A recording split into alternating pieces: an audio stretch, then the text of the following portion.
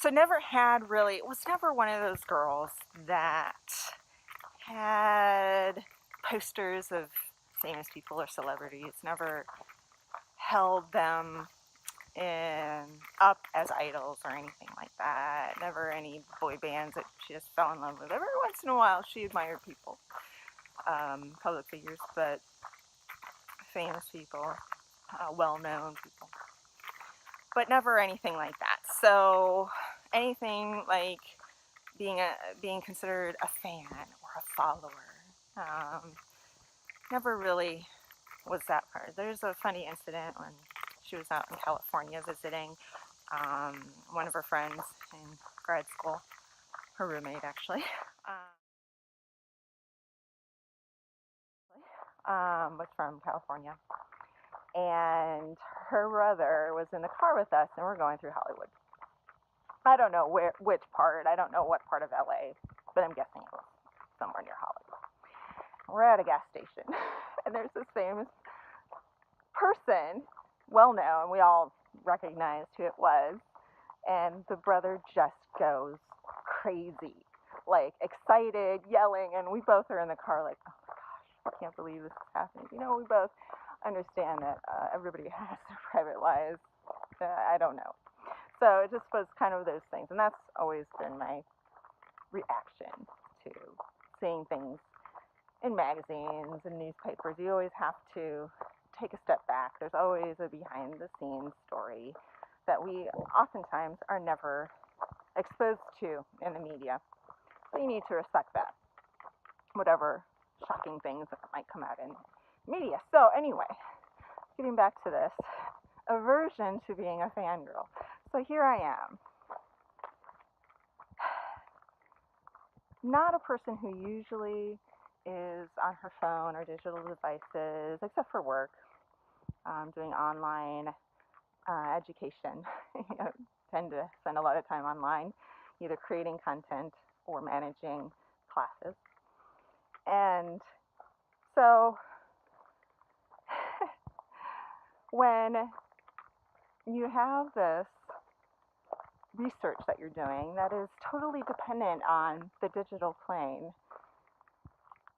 because you don't have physical contact with these team members, but you're trying to also prove the theory of who these people are early on, who's connected to you on the internet, what kind of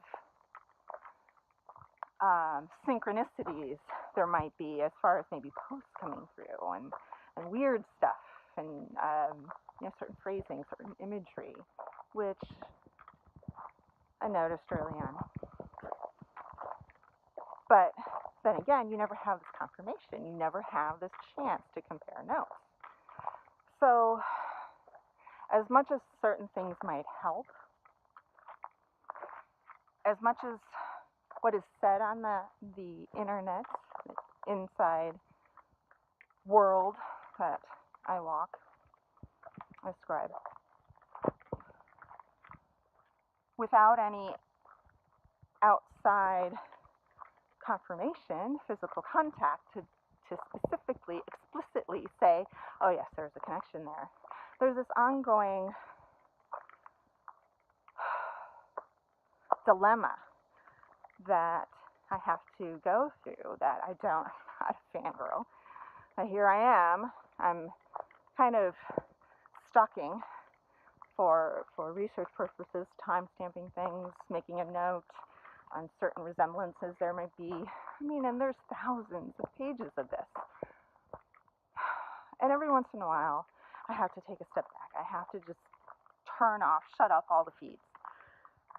Because you try to your mind always tries to make connections, trying to make some kind of meaning out of what's going on, and you don't have an explanation. And that unexplained is trying to find a solution so it's not confused. So there is some kind of directive to guide your thoughts and how things are when you're trying to define reality, your reality. Another thing that I was trying to get to before is, fangirl aversion, or follower aversion. I don't want to become one of those people who believes that I'm a part of their lives when they actually might be, and I don't know.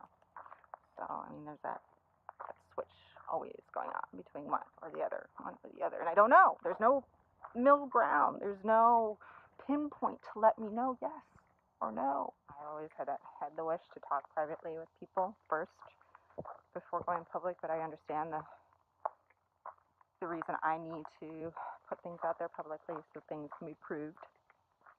But then again, I feel, I'm the one who's putting everything out there. Where is everybody else? And that's how I feel, and that's why I sometimes go back into my tortoise shell and don't want to come out. Don't want to share, because it is my life, and the whole issue of privacy. This is my life. You're invading my privacy, and I'm not getting that. I'm not getting that on the other end. I don't get that. I don't get that. All right. I can hear all I want. I can't believe it all the time. Can't.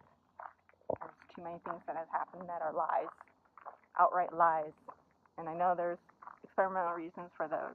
No, you need to also recognize that these team members have their separate lives, that they're not going to be posting everything about their lives, or you might sense something and you're not sure where it comes from or why, and you just have to be comfortable with that.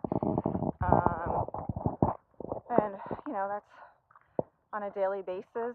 There are dozens of instances that I've tried to make a note of, just any kind of shift in sensation.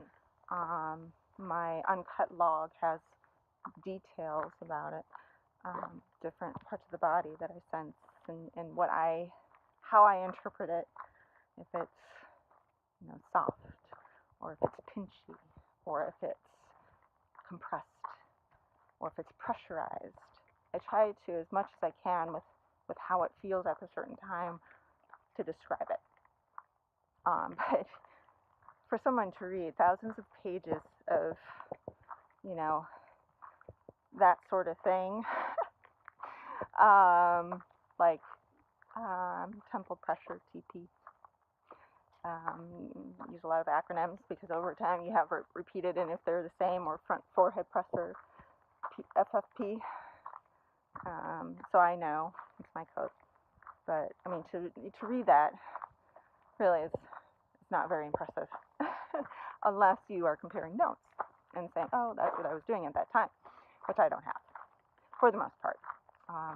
The digital plane is important in that respect because I do get glimpses. There are, in my mind, quite a few irrefutable instances where the timing is just too odd with certain characters to be anything but what was happening to me. Certain energy pulls, certain sensations, accelerated heartbeat. Sometimes I feel a clearing, like somebody's walking out in the fresh air, like I am now, and certain things like that. Vibrations.